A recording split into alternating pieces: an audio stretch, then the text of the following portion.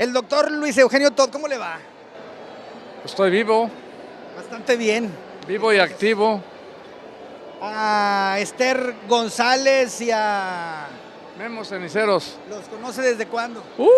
desde que eran estudiantes allá del taller de artes plásticas. Yo era estudiante de medicina y era el maestro Rangel Frías, que fue rector y luego gobernador.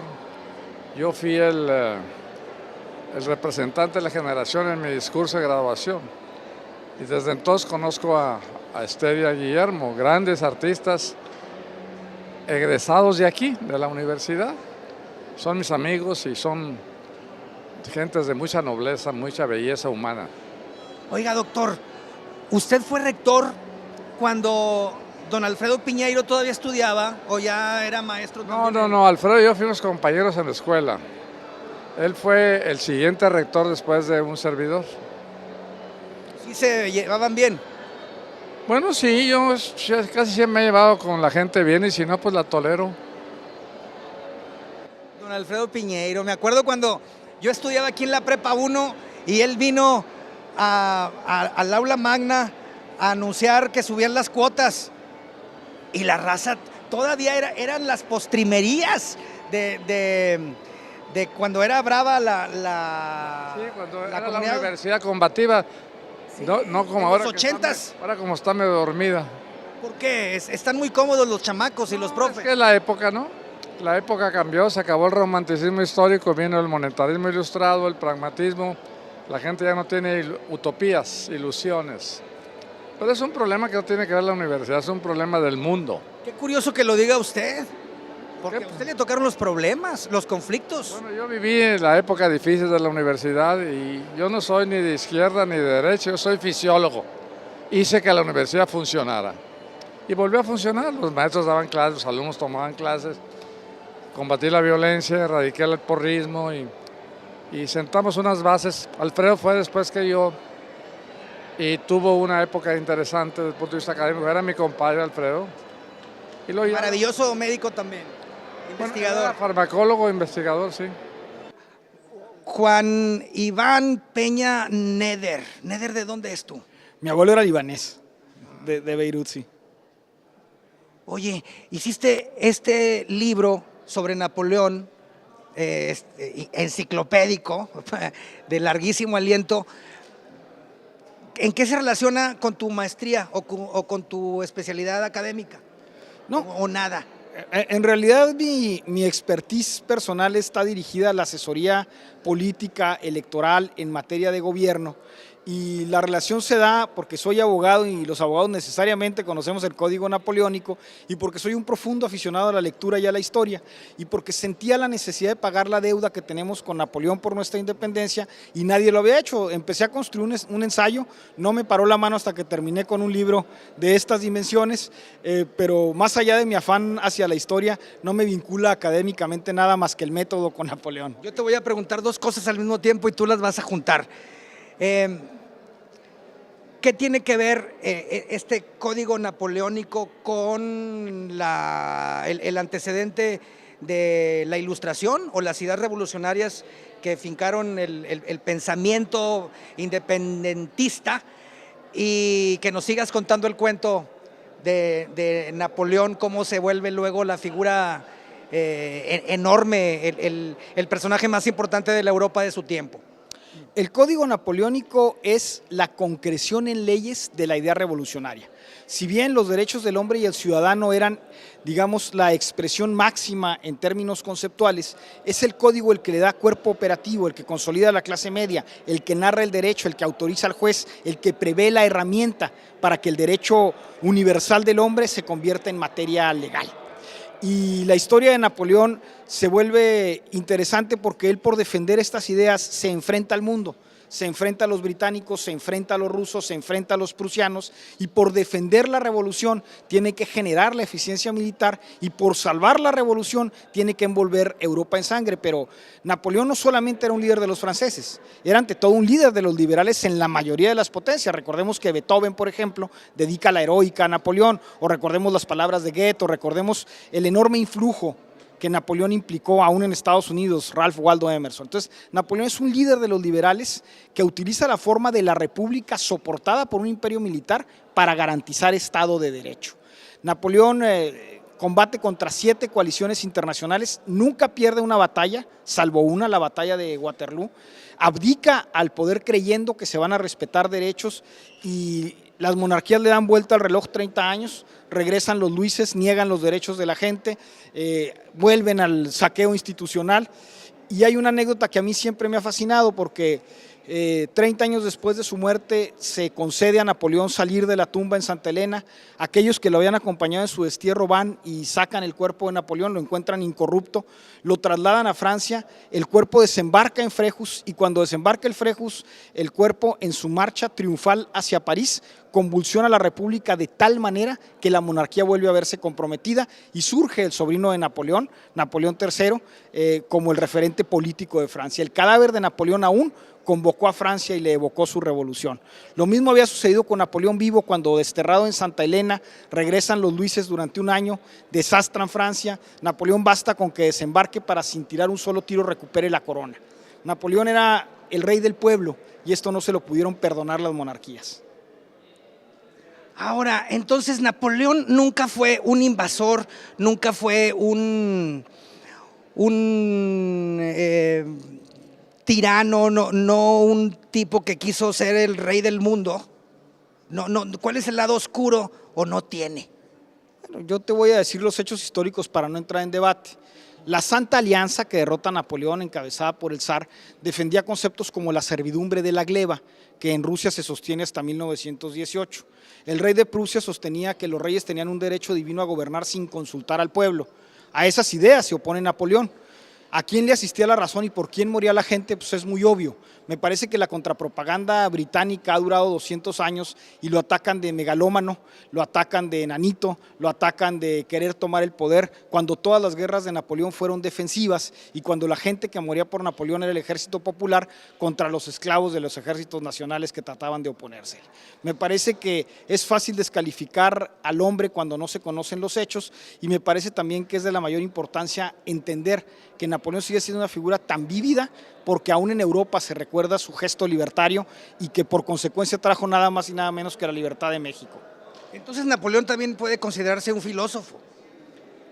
No tenía esos niveles de densidad, era mucho más un pragmático, profundo conocedor de la filosofía, que a veces se desapegaba de estos conceptos porque el gobierno siempre te lleva a tomar medidas prácticas que no se justifican axiológicamente en el sentido más laxo. Sin embargo, las acciones de Napoleón siempre fueron en favor de la gente, de eso no hay la menor duda, ¿no?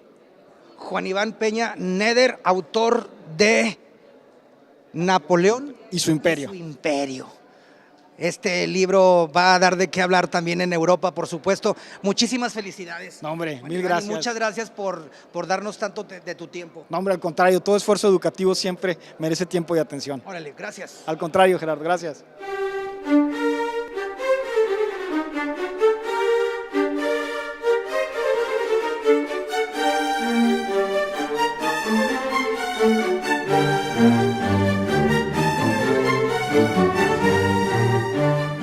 Una de las cosas que me gusta hacer y que se ha vuelto una especie de método de comunicación, método para hacer tele, es no hacer referencia a los años que llevamos con este ejercicio. Es decir, pensar, imaginar que es la primera vez que usted ve este programa, pensar, imaginar que a quien le estoy hablando es a un jovencito de 14, 15 años que hay que conquistar y no nunca, más bien hacer referencia.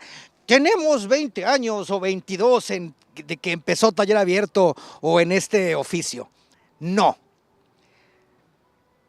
El principal ingrediente de este programa es la curiosidad.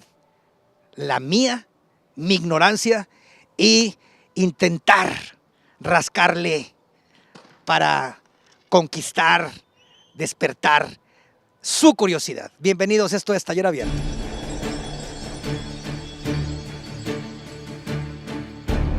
Napoleón Bonaparte es considerado como uno de los mayores genios militares de la historia. Bajo su mando se rindió la Europa entera en la primera década del siglo XIX. Fue proclamado emperador de los franceses en 1804 y meses después rey de Italia. Grandes, formidables sus victorias y también estrepitosas sus derrotas. Para algunos, los ingleses, es considerado un déspota ilustrado, pero para muchos, para la gran mayoría de los franceses y de los estudiosos en derecho, uno de los reformadores del antiguo régimen feudal, en lo que se conoce como la Ilustración, garantías de la Revolución Francesa que llegaron, por supuesto, a América. Sin duda, Napoleón Bonaparte es uno de los personajes más estudiados durante la historia, solamente comparado con Adolfo Hitler o Jesucristo.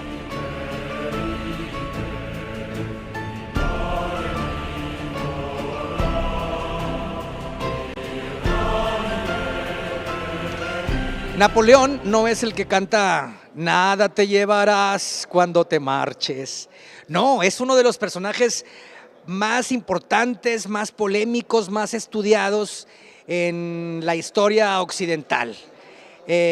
Un genio militar, un gobernante brillante y también en algún sentido pues con unos hierros muy señalados. Juan Iván, ¿cómo estás? Muy bien, para servirte y a la orden a esta entrevista a la televisión educativa. Ay, perdón que sea tan vulgar para introducir a esta investigación tuya tan grandota. Son 2 tomos, es una Biblia lo que hiciste. ¿Cuántos años te costó esta investigación? Fíjate que 5 años de investigación y 1 y medio más de edición. 6 años y medio en total lograr producir la obra. ¿Qué faltaba de decir de Napoleón? ¿Cómo fue que le entraste a esta empresa tan grandota? Es un personaje sobre el que se han escrito 400,000 obras. En realidad faltaba muy poco que decir porque el primero que lo dijo fue él. Se dedicó casi en 60,000 cuartillas, en sus propios apuntes y en casi 24,000 cartas a escribir todo lo que él consideraba que era su saga. Y desde luego, desde las fuentes originarias, aquellos que convivieron con él en vida, hasta las fuentes secundarias, terciarias y de 4ª y 5ª generación, el personaje ha sido debatido y vuelto a debatir. La pregunta es más bien cómo había que decirlo. Y yo quise decirlo primero para los mexicanos del siglo XXI, que mucho debemos a Napoleón. Sin duda a Napoleón se deben las condiciones objetivas para la independencia de la América Española, nuestro Código Civil, donde señaladamente se defendían derechos de propiedad, derechos de la mujer, igualdad. Y no había una sola obra de un mexicano, salvo 100 hojas gloriosas de Alfonso Reyes, que tocaran al personaje, porque tocar a un personaje tan estudiado por los grandes autores suele ser difícil. Sin embargo, con gran cinismo y mucha dedicación, hicimos esta investigación que tiene por fundamental mérito que está dividido en 4 grandes apartados a modo de los evangelios. Digamos, 3 sinópticos: Napoleón el personaje, Napoleón el militar y Napoleón el hombre, y uno, digamos, dogmático, que es Napoleón el estadista, donde analizamos la obra desde la universidad y el sistema educativo, que en México en mucho debemos a Napoleón, hasta el Código Civil, el marco legal, las constituciones que impactaron de manera definitiva al mundo occidental del siglo XIX. Juan Iván Peña Neder, tú eres de Chihuahua. Es correcto, nací ¿De la ciudad? De la ciudad capital, ¿Y sí. estudiaste? Estudié en la Universidad Autónoma de Chihuahua la licenciatura en Derecho y tengo estudios de posgrado de maestría en la Universidad de Tamkang en Taiwán sobre asuntos Asia-Pacífico. ¡Wow! Hasta allá te fuiste. Y actualmente doy clases aquí en la Universidad Autónoma de Nuevo León en la maestría de Ciencias Políticas. ¿Tú vives aquí entonces? No, vivo en la Ciudad de México, vengo todos los fines de semana a dar clases a mi grupo, pero vivo en la Ciudad de México, dirijo una consultoría sobre materia especializada en política electoral y análisis de gobierno para Norteamérica fundamentalmente, me refiero a los países de la NAFTA. Napoleón Bonaparte Nació el 15 de agosto de 1769 en Ajaccio, capital de la isla francesa de Córcega. Su padre, Carlo Bonaparte, era abogado de buena familia, mientras que su madre, María Leticia Ramolino, provenía también de una familia aristocrática. Entre los dos tuvieron 13 hijos, de los que solo 8 llegaron a la vida adulta, muchos de ellos de forma exitosa, pero especialmente reconocidos fueron 2, Napoleón y José. Siendo joven, el pequeño Napoleón destacó como un gran estudiante. Su asignatura favorita eran las matemáticas, aunque su fuerte carácter le perdía en algunas ocasiones. Creció bajo la mano de su madre, la persona que le enseñó a Napoleón prácticamente todo lo que sabía en la vida. Su padre le consiguió una beca para estudiar en un colegio militar en Francia. En 1778, con solo 9 años, Napoleón pisó Francia por primera vez. No sabía francés, ya que era corso, y crecería en aquel estricto colegio durante los siguientes 5 años odiando a Francia y a los franceses. Pasarían años antes de poder olvidar ese sentimiento. Ingresó en la Real Academia Militar de París y 5 años después, el 14 de julio de 1789, cuando Napoleón no había cumplido los 20 años, se desató la Revolución Francesa. El pueblo de París, profundamente descontento con las desigualdades, explotó contra el rey Luis XVI, terminando con la monarquía y dando comienzo a la Primera República. Con 23 años abandonó el ejército francés y regresó a Córcega. Él, teniente de la Guardia Nacional, entró en la política corsa, rivalizando con Pasquale Paoli, gobernador de la isla y uno de sus ídolos de la infancia. Pero Napoleón no consiguió imponerse a Paoli y fue finalmente desterrado de Córcega. En junio de 1793 se vio obligado a embarcarse rumbo a Francia con su madre, sus 3 hermanos y sus 3 hermanas. Sin embargo, al llegar a Francia se encontró con un país patas arriba. Maximilien Robespierre lideró un periodo de terror, con la guillotina como protagonista, hasta que ésta se volvió en su contra. Napoleón sería readmitido en el ejército como capitán de artillería y fue destinado a Toulon. La flota inglesa dominaba el puerto, pero Napoleón llevó a cabo su primera gran acción militar. En 1795, ejército y pueblo se unieron para restaurar la monarquía. El gobierno se puso en manos del joven Bonaparte, que arremetió cruelmente contra los revolucionarios. Poco después, fue nombrado general.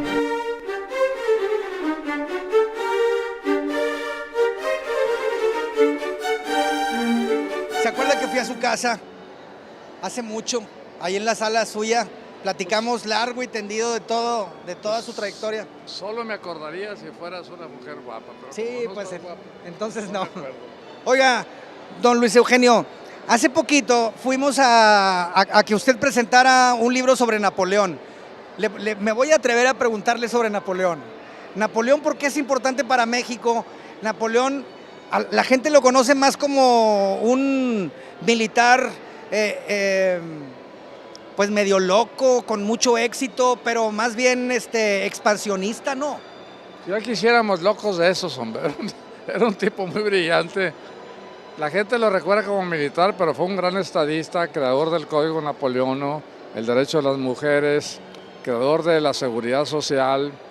Y Napoleón fue importante para México porque en esa época, cuando Napoleón invade España, era cuando México estaba en el factor de la independencia, en 1810. Entonces, gracias a la influencia del imperialismo napoleónico, México pudo tener... Gracias a las ideas, ¿verdad? Y también gracias a la operación militar. Bueno, fue el gran Corso, fue un hombre excepcional. Pero ¿a poco sí andaba conquistando países y pueblos nomás por buena gente? Bueno, era la época, ¿no? Así existía una época de guerra, pero él tenía una visión de integración europea que luego se hizo ahora con la Unión Europea, ¿no? No, ese es otro personaje especial de la historia que la gente lo recuerda como estratega, pero casi no lo recuerdan como estadista ni como ser humano, ¿no? Es un hombre único en la historia del mundo. Estamos a unos minutos de que se inaugure la exposición de Esther González. Voy a aprovechar para hacerle una preguntita nomás al doctor, que usted fue secretario de Educación y rector y subsecretario federal, ¿verdad? Y representante en la ONU. Sí, fui embajador de México en la UNESCO, 4 en la años. UNESCO.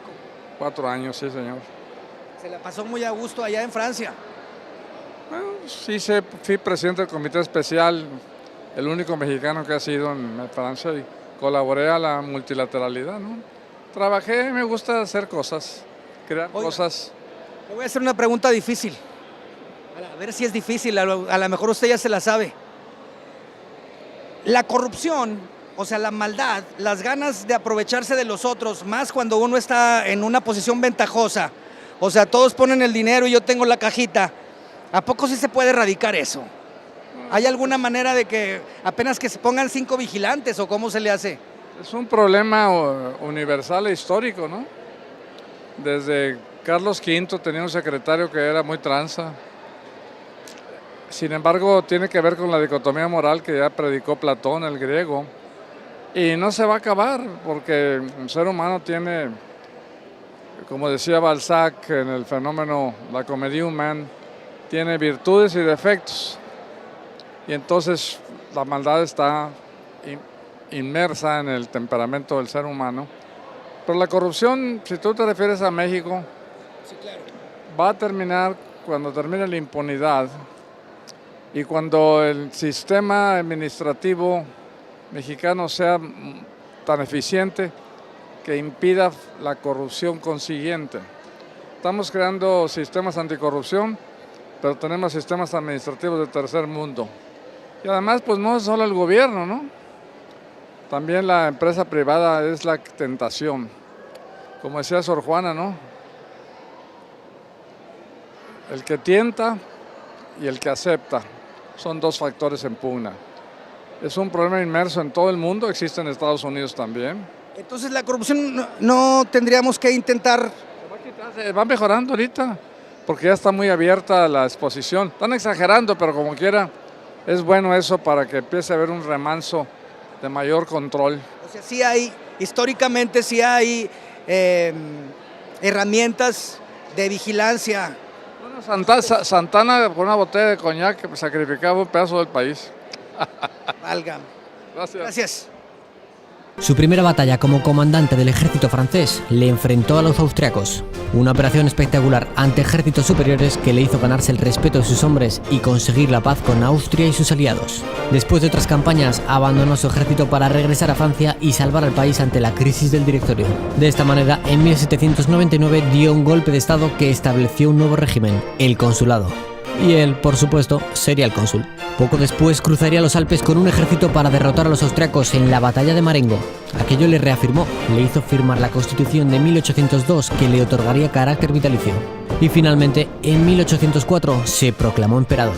Entre sus principales medidas estaban las de restablecer la paz en Europa, hacer desaparecer los diezmos, que era un impuesto que se pagaba a los señores feudales, y otros privilegios, a la vez que trataba de consagrar la igualdad de los ciudadanos ante la ley o la presunción de inocencia. Una de las medidas más polémicas fue el bloqueo continental sobre las mercancías británicas, con el objetivo de arruinar su poder comercial.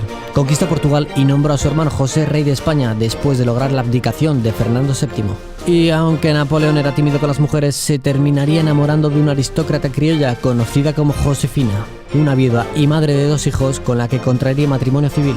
No obstante, en 1810 se volvería a casar, esta vez con María Luisa de Austria. Las batallas del Imperio de Napoleón se sucedían, y tras quebrar su alianza con el zar Alejandro I en 1812, atacó a Rusia. Pero le pudo la ansia de poder y terminó doblegado. Conservó el título de emperador y se le dio el gobierno de la isla de Elba, de donde terminó huyendo en 1815. Trataría de recuperar el poder, pero caería finalmente en la batalla de Waterloo. Napoleón terminaría abdicando en favor de su hijo Napoleón II y fue recluido en la isla de Santa Elena, donde permanecería cautivo de los ingleses hasta su muerte, el 5 de mayo de 1821. Fallecía uno de los más carismáticos gobernantes, nacía una leyenda. Y así concluye una vez más el maravilloso mundo de las palabras, las ideas y el intento por sorprenderlos a ustedes y seguir sorprendiéndome. Yo y nosotros en la cámara, Roberto Elizondo, el nieto del dueño del cine Elizondo. Adiós.